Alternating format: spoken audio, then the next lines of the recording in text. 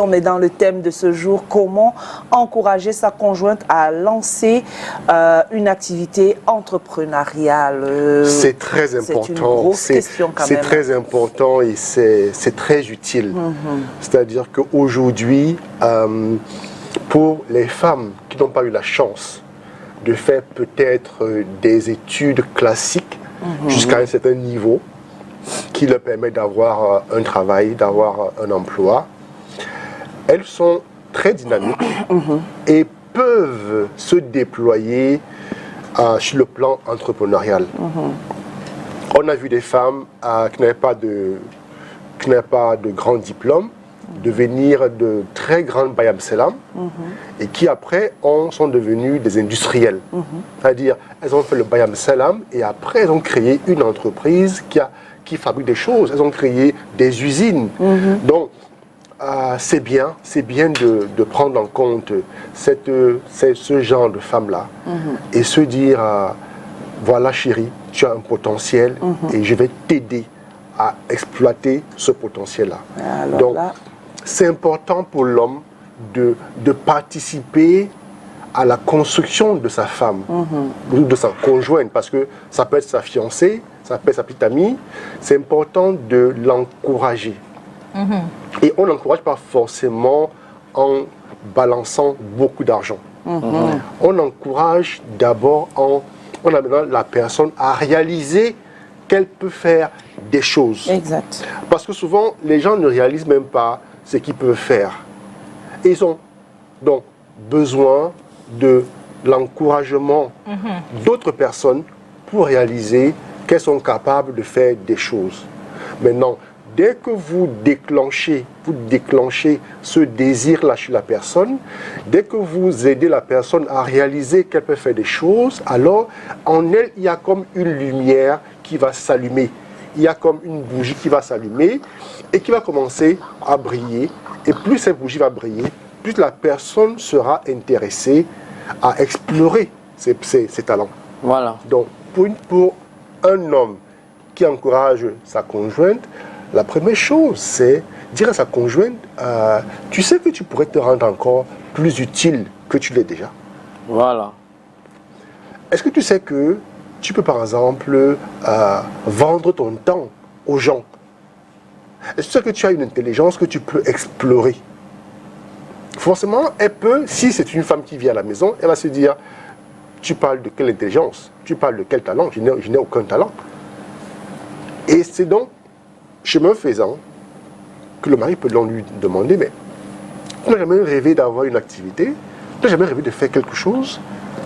Et justement, la femme, parce que souvent, les femmes ont des idées, mais elles sont intimidées par l'opinion du mari, par l'opinion du fiancé, par l'opinion du petit ami.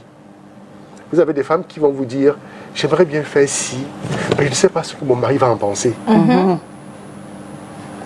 Et donc, quand vous donnez donc la chance à cette femme-là de réfléchir et de vous dire ouvertement ce qu'elle aimerait faire, vous voyez que là, elle est motivée. J'étais à Promote le mois dernier, le mois de février, et j'ai fait la rencontre, je suis allé sur un stand, et j'ai été très impressionné par ce couple-là. J'ai constaté qu'il y avait une dame qui expliquait comment elle faisait du savon. Du savon à base de carottes, du savon à base de bave d'escargot, le savon à base de ail, le savon à base de ginger. Wow. Et plus elle expliquait, et il y avait un homme qui était assis et il semblait faire les comptes. Bon, et puis j'ai demandé à prendre deux, trois choses. J'ai pris du thé, j'ai pris, pas du savon, mais j'ai pris du thé et puis autre chose. Et c'est au monsieur que j'ai donné l'argent. J'ai demandé à la dame, le monsieur c'est votre employé parce que je le vois faire des comptes. Elle dit non, c'est mon mari. Wow. J'étais émerveillé. J'étais émerveillé.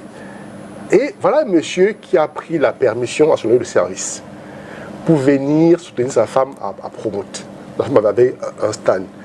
Donc, sans être magicien, vous comprenez que le monsieur a aidé sa femme à réaliser un rêve. celui de fabriquer des savons à base de plantes. Waouh. Et après, je me suis rapproché du monsieur, on a un peu discuté et je l'ai félicité de son initiative. Et il m'a dit, mon frère, si on n'encourage pas nos femmes, on va encore encourager qui? Voilà. J'étais émerveillé. J'étais émerveillé parce que voilà un homme qui est conscient que sa femme a du potentiel.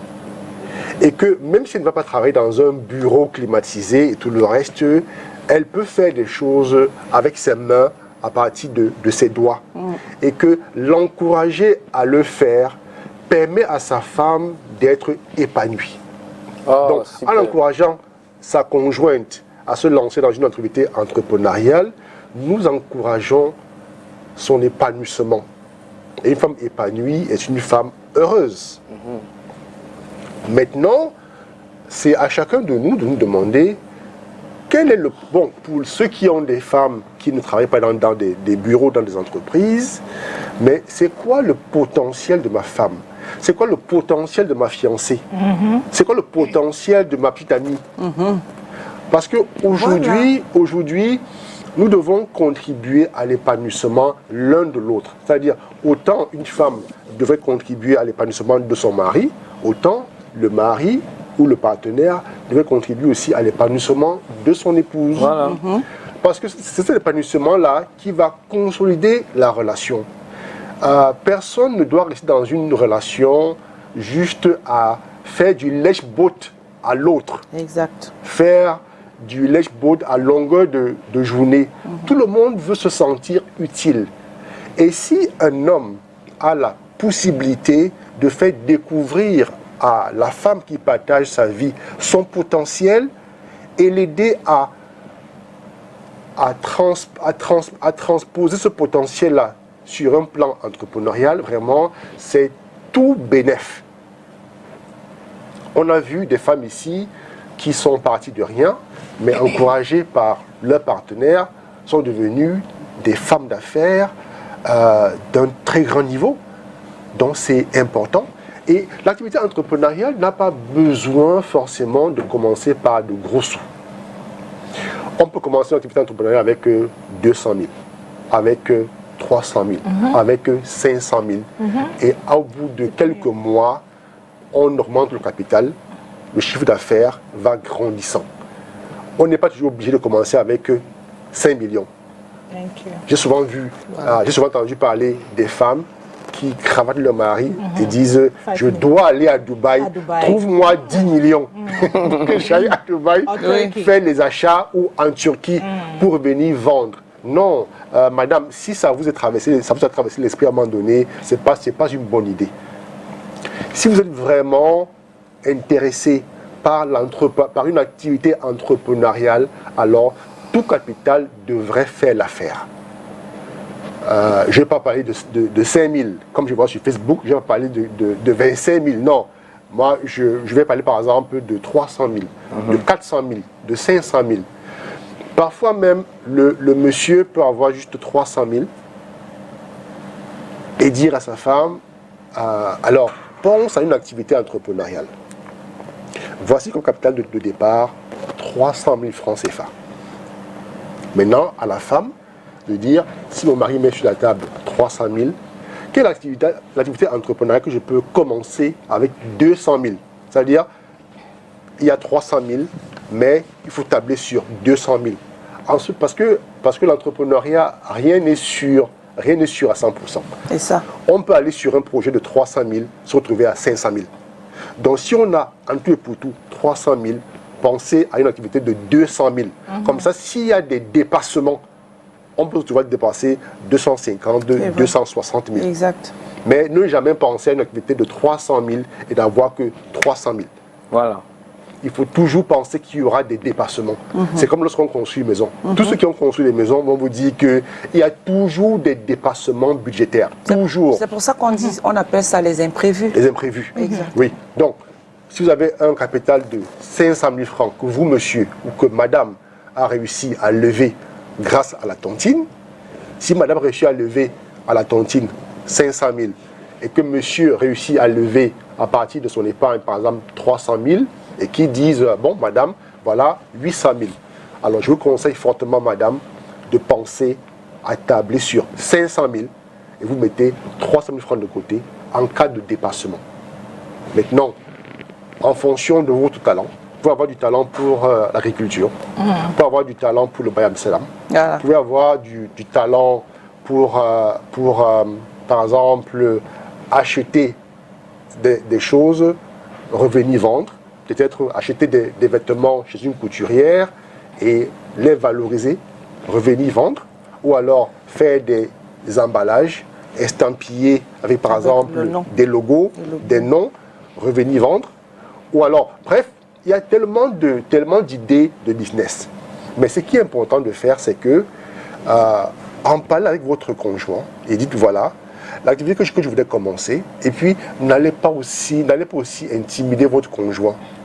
Vous connaissez les revenus de votre conjoint, mais vous ne pouvez pas lui demander, par exemple, votre conjoint gagne par mois 500 000 francs CFA, à tout casser, il gagne 500 000 francs, vous connaissez combien revient votre loyer, mais vous avez le toupet de lui demander de vous trouver 10 millions pour aller à Dubaï. Ce n'est pas réaliste. Ce n'est pas réaliste. Si votre conjoint gagne 2 millions par mois, vous pouvez lui demander de vous envoyer, par exemple, faire un tour à Dubaï, acheter, par exemple, des marchandises. Ça, c'est possible parce que s'il a 2 millions, il peut épargner, par exemple, par mois, 200 000 francs pendant un an, il aura 2 millions. Plus son épargne, il peut vous trouver 5 millions. Mais si votre mari, si votre partenaire, si votre fiancé gagne 500 000, ne lui posez pas un problème de 10 millions de grâce. Ce n'est pas réaliste. Si votre partenaire est un fonctionnaire dont le salaire est inférieur ou égal à 250 000, de grâce, ne lui posez pas des problèmes de 4 millions parce que vous voulez l'envoyer voler. Donc, autant la conjointe qui veut se lancer doit être réaliste, autant l'homme aussi doit être réaliste. Parce qu'il ne sert à rien de dire à sa conjointe, d'accord chérie, tu vas commencer avec 25 millions. Alors que son salaire sur 12 mois ne fait pas le 10e de 25 millions. Ça veut dire que soit il ira voler, soit il ira prendre un crédit. Et même pour prendre un crédit, la banque vous prête en général un montant que vous pouvez rembourser facilement. Voilà. Donc, si vous avez par exemple 250 000 francs, ça veut dire que sur l'année, vous avez environ 3 millions de francs CFA. Aucune banque ne va vous faire un crédit de 10 millions ou bien de 20 millions. C'est impossible. Ouais, c'est vrai. La banque pourra vous prêter un montant tel que lorsqu'on coupe le crédit, que vous ayez environ les 2/3 de votre salaire. C'est ça la règle. Maintenant, parfois, des gens font ceci, ils prennent un crédit à la banque, et puis ils vont encore à la tontine, ils prennent encore un crédit. Donc parfois, pour avoir 5 millions, ils vont dire, bon, la banque me donnera 2,5 millions, la tontine me donnera 2,5 millions, et voilà comment je vais finir par avoir des 5 millions que je vais investir dans une activité entrepreneuriale. Francis, someone just sent a message here that my wife is a successful businesswoman who manages money very well and has amazing ideas for products and investment. Yes. But the only issue I have is the fact that she will not allow me spend our money. Now, how can I convince my wife to allow me to spend some of our money? Not easy. Okay. We have to put things clear here.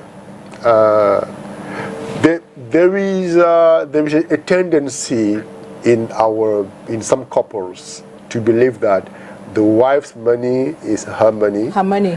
But the husband's money is the couple's money. Yes. The couple's money. So let's be frank. Any partner's money is the couple's money. Yeah. The wife's money is the couple's money. The husband's money is the couple's money. Now, they need to discuss. Okay. To discuss and see how to spend the money. If the husband believes that he needs a shirt, and the shirt costs maybe 10,000 francs CFA, but he doesn't have the money at the moment, he may as well ask his wife, darling, you see, I need this shirt. Can you give me 10,000 to buy the shirt? It's not a loan, no. you're asking your wife to give you money. Not that you pay the money back later. No, she's giving you money to buy the shirt. She knows what you want to spend the money on. It's for the shirt. Now, where some women are reluctant is when they don't know what the husband wants to spend the money on. Okay. Darling, I need 50,000. What for? You don't need to know. Give me the money. You see, she might start thinking, but maybe he wants to go and support somebody out of the couple. Maybe he wants to get involved in a dubious business. But when the wife knows and the wife is aware of the need of that thing, for example, I can hardly see a wife who would refuse to fuel her husband's car when she knows that the tank of the car is empty. He's your husband, he's your fiancé, he's your partner, and he has an empty tank, which means his car can't move. You have the money. Maybe to fuel the car, maybe he needs 30,000, 40,000, depending on the type of vehicle. Now, and you have the money. Why would you refuse to fuel your husband's car? Now, except you know your husband so well, and you know that he will use the car to go where you don't like. But if you know your husband and you trust him, I don't see why you refuse to fuel the car. Because tomorrow, he may have money and you two you are running out of fuel. So it's important for people to understand and to discuss. Every partner's money is the couple's money. However, we need to agree on how to spend it together. Ok. Bonjour, bonjour. On vous appelle comment? Vous appelez d'où, monsieur ou madame? Vous appelez comment? Vous appelez d'où, monsieur ou madame? Je m'appelle monsieur Roméo. Roméo nous appelle d'où? Je m'appelle depuis Melon. Depuis Malabo. Alors, Depuis Melon. Depuis Melon. depuis Melon. Est-ce que vous pouvez nous... Alors, vous avez l'antenne, hein, nous vous écoutons. Depuis Melon. Depuis Melon, oui, nous vous écoutons. Oui, c'est le problème le thème du jour. Oui, Le thème du jour, madame. allez-y. Normalement, quand tu as mis ça, vraiment, tu vas apprendre qu'elle va travailler.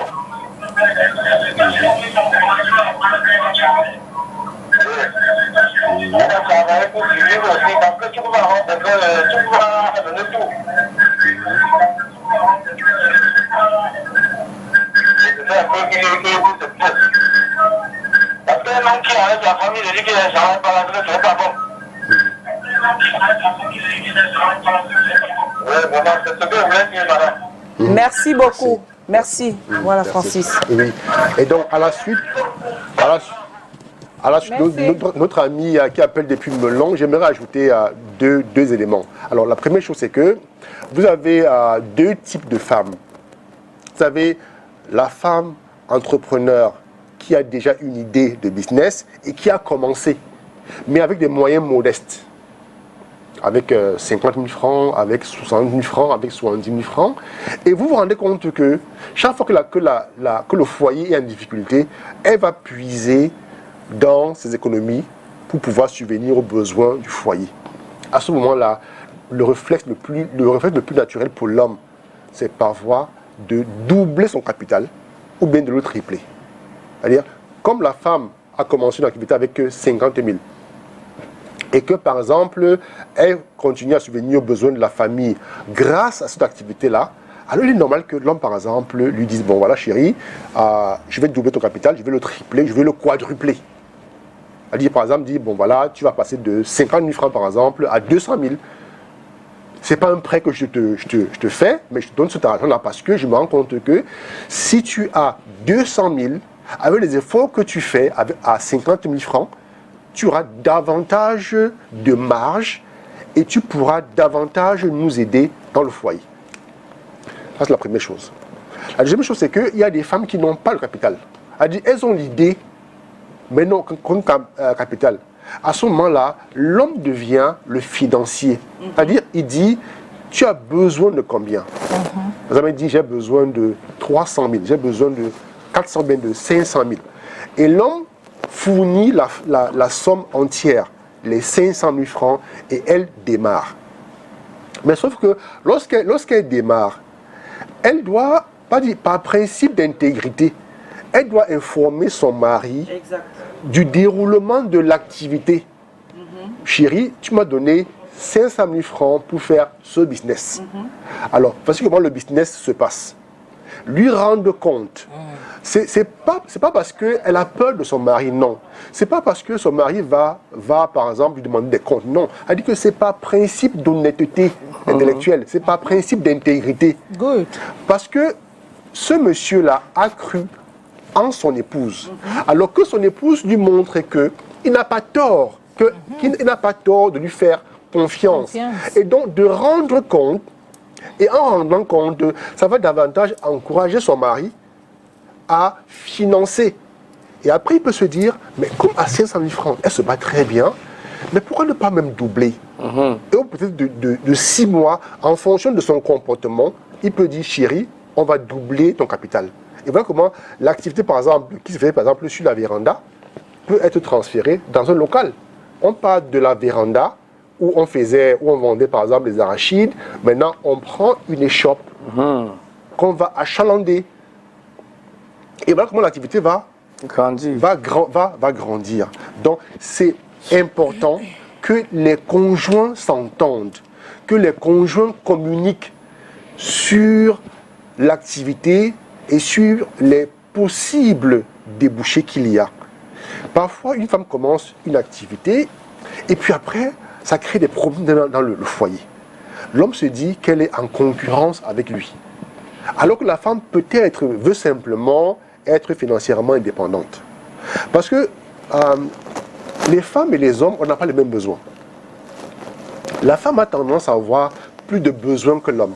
L'homme en général, quand il s'est coiffé, quand il a 4 chemises et 4 pantalons, il a ses chaussures, ça va. C'est les habits de la femme qui sont pleins dans la maison. La femme veut avoir les jupes, elle va avoir des robes classiques, elle va avoir des robes ici, elle va avoir des... Et donc parfois, la femme a parfois du mal à demander à son mari de l'argent pour acheter une paire de chaussures. Parce qu'il va se dire, mais tu en as déjà suffisamment. Et les femmes parfois, c'est des goûts parfois bizarres. Elle veut une chaussure bleue, une robe bleue et un sac bleu. Et donc parfois, elle a du mal à venir demander à son mari, chérie, j'ai besoin d'argent pour acheter un sac bleu. Mais quand elle a son argent, elle peut s'acheter son sac bleu. Voilà, elle peut acheter son sac bleu facilement. Quand elle va aller par exemple chez sa coiffeuse, parfois l'homme demande, tu as besoin de combien? Elle dit 25 000 francs. Quoi? Une coiffure à 25 000? Maman, mets le foulard, tu restes tranquille. Ça veut dire qu'ils ne vont jamais passer ce champ. Alors que si la femme, par exemple, a son activité, si sa coiffure coûte 25 000 francs, elle peut lui dire 10 000. Il va donner 10 000 francs. Et elle, derrière, elle a ses 15 000 francs qu'elle va compléter. Donc, la femme qui veut devenir financièrement indépendante, ce n'est pas toujours parce qu'elle veut se comparer à l'homme, non. C'est parce qu'elle veut être un acteur dans la vie du couple. Et nous sommes d'accord que quand une femme est financièrement indépendante, l'homme a moins de stress. Parce qu'elle peut réaliser beaucoup de choses sans toutefois que l'homme ait à se déranger. Je te dis. Et quel bonheur pour l'homme. Et puis, lorsque les enfants grandissent dans une maison où on voit la mère avoir une activité entrepreneuriale, ça booste le moral des enfants. Et, par exemple, des filles qui voient leur mère entreprendre sont des filles qui comprennent facilement que la femme doit être dynamique. Et donc, elles auront tendance aussi, elles-mêmes aussi, à être demain dynamiques. Or, lorsque des filles grandissent dans une maison où la mère ne fait absolument rien, elles auront la fâcheuse tendance à croire que c'est normal pour une femme de rester à la maison et de dépendre exclusivement de son homme. Parce qu'aujourd'hui, on se plaint de ce que beaucoup de femmes dépendent exclusivement des hommes. Parfois, c'est le modèle de leur mère qu'elles sont en train de reproduire. Mais malheureusement, dans un contexte qui n'est pas favorable. Parce que s'il y a 50 ans, s'il y a 30 ans, une femme qui dépendait d'un homme ne souffrait pas beaucoup. Aujourd'hui, une femme qui dépend entièrement d'un homme souffre. Parce que l'homme peut ne pas avoir assez de moyens pour subvenir à ses besoins. L'homme peut avoir beaucoup d'enfants à élever et donc directement, il ne peut pas autant prendre soin d'elle qu'il l'aurait fait sans enfant. Donc, une activité entrepreneuriale pour une conjointe, c'est tout bénéf pour l'homme, parce que l'homme sera moins stressé, elle fera moins de demandes financières, et je crois qu'en tant qu'homme Calvino, Oui. tous les hommes rêvent d'avoir une femme qui a moins de demandes financières. Vraiment. But Francis, I think what really hinders or maybe discourages men from, giving capital or want to make the woman start up a business is the fact that you and I will know that there's some women immediately they start their own business. It's like the only thing they think of is their business. Even their home, they don't think of their home as well. So now, how can a woman focus on her business while performing her marital duties as well? In a family business or in a wife's business, the wife, the fiancé or the husband ought to be a partner. What we mean by partner is not just accountability, but see how the wife can be supported. Because sometimes wives complain that since I started my business, my husband has never been supportive. He doesn't want to know anything about the business. As a result, I need to rely on outsiders to support me. So, does the husband look after the wife's business? Does the husband sometimes sacrifice some of his time to support? For example, your wife is a bayam salam. How often do you get up in the morning with her and say, darling, today I'm taking you to that farm where you usually go and buy crops to come and sell? How often does he do that? Or how often does he go to the market with the wife and see where she sells? Because sometimes the wife can be proud that, oh, today my husband is with me. He has come to spend time with me at my shop. He has come to spend time with me at my counter. He has come to spend time with me to go around and visit my clients. And the wife will be very happy to tell her clients, oh, this is my husband. Today he's working with me. Today he has come to see how I work, how I go through my days. Now, this is one thing. Now, the other thing is, some women have this complex of wanting to measure up with their man. Ooh, yeah. And so, as soon as they start making money. They change and they become rude to the man. Now, they will tell you sometimes that it's because the man was misbehaving when they had nothing. And so, today that they've been blessed with something, they want to teach that man a lesson. So, it all depends on the situation of the couple. That's it. But normally, a couple which gets along, when the wife starts doing business and the husband supports, usually Ça marche. it works out very well. Very well. Yes. Ça marche. Yes. Oui. Parce que les deux sont en accord, c'est ça, non? Oui, les deux sont non seulement qu'ils sont en accord, mais l'homme comprend. Voilà. Parce que Et c'est ce dont nous avons besoin aujourd'hui. Les femmes ont besoin d'être encouragées, d'être comprises, lancées. Elles pourront même facilement être à leur place parce qu'elles ont un homme qui les encourage. Et ce sera même difficile pour elles d'être distraites parce que justement, elles savent qu'elles ont un homme à côté qui sont en train de les encourager. Peut-être les hommes devraient doivent vous écouter énormément aujourd'hui par rapport à cela. Vous imaginez une femme qui fait les beignets au quartier. Oui. Et que l'homme, par exemple, il transporte la bassine de farine. De farine. Et il va déposer en route pour qu'elle fasse les beignets. Vous pensez qu'une telle femme aura du mépris pour son mari? Non. Lorsque, par exemple, le mari dit à la femme, quand tu as fini de faire les beignets aujourd'hui, je vais t'aider à laver les plats. Maman. Bah oui. Vous pensez que la femme va... Non, c'est même pas chercher un petit qui va laver ça, on lui donne 500 à la fin de la journée. Non, parce qu'en venant laver les plats dans le restaurant de madame, c'est pas un problème d'argent. Voilà. C'est que vous lui montrez que ce qu'elle fait est utile et important. Exactement. D'accord? C'est utile et important. Et donc, vous contribuez. On peut très bien payer quelqu'un, mais quand vous venez le faire, vous lui montrez l'amour, vous l'encouragez, et ça fait donc que si parfois elle avait même elle envisageait peut-être d'abandonner, le fait que vous lui prêtiez main forte va encore l'encourager. Ça dépend de quel type d'homme. Hein. Il y a des hommes qui sont diplomates, qui sont... Dans la mesure du possible, même quand vous êtes diplomate, il y a quand même un jour dans la semaine que vous pouvez choisir. Par exemple, une femme qui fait du bayam selam. Pas forcément, you just need to accompany. Une femme qui fait du bayam selam. Vous avez un véhicule et vous dites par exemple, chérie, aujourd'hui, je vais transporter toutes tes marchandises pour te déposer au marché. Vous arrivez au marché, le monsieur retrousse ses manches. Voilà.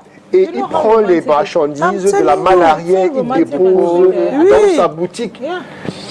La femme sera subjuguée parce qu'elle se dit, mon homme est avec moi. Voilà. Vous voyez, mon homme est avec moi. Mais Francis, il y a le truc des femmes aujourd'hui. Quand on va dire que l'homme, quand on demande justement à ces femmes, justement, quand l'homme ne s'implique pas, parce qu'on est en train de regarder la bayam selam, etc. Mais il y a une autre catégorie d'hommes quand même qui a par exemple un peu de moyens, on va dire qui est de la classe moyenne. Maintenant, sa femme veut se lancer, comme tout à l'heure tu parlais de aller à Dubaï, etc. Bon, maintenant que la femme a pris l'avion, et puis ça peut changer après. Est-ce que l'homme, quel est je veux dire quoi? Qu'est-ce que l'homme devrait faire pour que...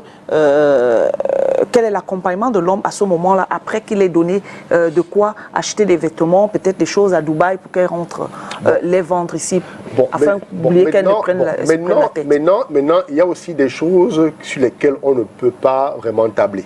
C'est-à-dire que des gens, c'est humain, des gens parfois ont des comportements qu'ils cachent. D'accord? Et dès qu'ils ont la possibilité, ils changent. Il y a des femmes qui, parce qu'elles sont là à Dubaï, elles ont pris l'avion et puis elles changent de comportement. Elles deviennent arrogantes, elles commencent à se comparer à leur mari et parfois c'est le début des problèmes et la fin du mariage.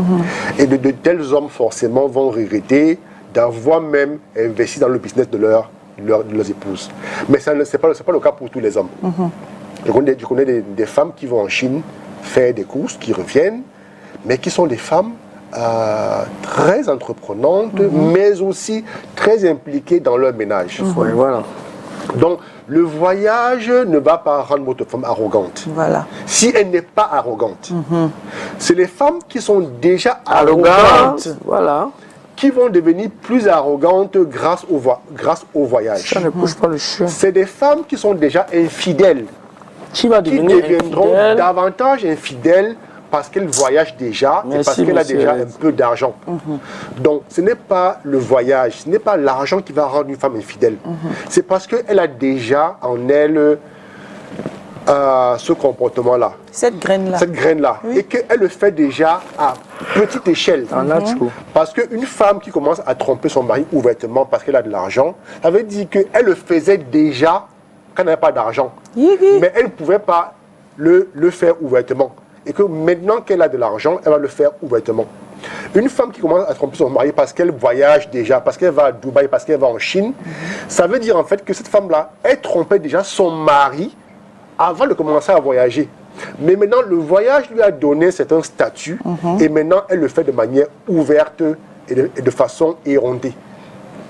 Donc, je demande aux hommes de ne pas avoir peur d'accompagner leurs épouses, d'accompagner leurs conjointes. En général, chacun connaît avec qui il est. Les femmes connaissent avec qui elles sont et les hommes savent avec qui ils sont. Merci. Donc, c'est important de pouvoir déjà bien étudier sa personne et voir donc comment on peut se lancer avec elle ou pas. Cathy, un message avant qu'on ne se sépare. Tu lis le message. Yeah, good morning to you all at the studio. Please, I wanted to find out something because I have a problem with my girlfriend, the mother of my child, to start up a business. And I asked her what kind of business she would like to run, and she made me to understand she knows nothing about businesses rather. And when I bring up a business plan, she says she does not like it and she's not showing any care or interest. So what can I do now? Let him put some pressure. Let him put some pressure on her, because one, she doesn't have any idea of what she wants to do. She's no interest as well. She has no interest. Then maybe she should look for a job. Because remember, entrepreneurship is hard work. It's hard work and determination. So if she's not into it, let him not force it. Because otherwise he may spend money by raising capital and then she just squanders it. Yeah. So maybe then she should look for a job. Yeah. Now, what are her qualifications? What is her experience? I don't know. Because some people are good to have a job, 9-to-5 job. And some people can be very successful by being entrepreneurs. So it depends. D'accord. Merci Francis Hérette d'avoir été des nôtres ce matin. C'est vrai que on a pris un peu tard, mais c'est pas grave. On a eu l'essentiel sur le thème. Merci. On se retrouve mercredi prochain. On retrouve Francis Hérette sur toutes les plateformes digitales, francisherette.com ou encore sur Facebook Francis Hérette. Vous le retrouvez et puis vous posez toutes vos questions à propos du leadership, du coaching en entreprise et même aussi, vous pouvez lire ces livres qui sont assez intéressants. Cathy, tonton Calvino, demain c'est un autre jour. À demain. J'aurais aimé faire une offre sous votre contrôle. Que à tous les couples